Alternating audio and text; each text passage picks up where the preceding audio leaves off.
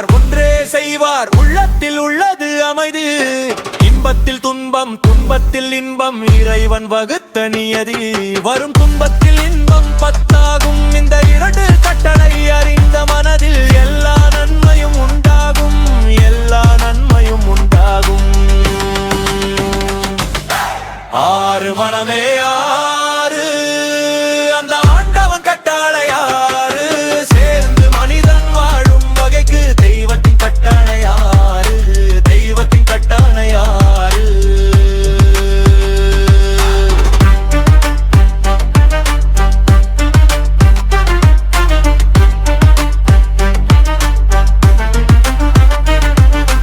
உண்மையை சொல்லி நன்மையை செய்தால் உலகம் உன்னிடம் மயங்கும் நிலை உயரும் போது பணிவு கொண்டால் உயிர்கள் உன்னை வணங்கும்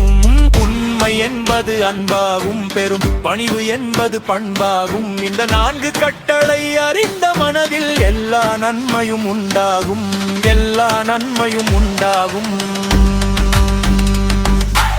ஆறு மனமே ஆறு அந்த ஆண்டவன் கட்டளை ஆறு சேர்ந்து மனிதன் வாழும் வகைக்கு தெய்வத்தின் கட்டளை ஆறு தெய்வத்தின் கட்டளை ஆறு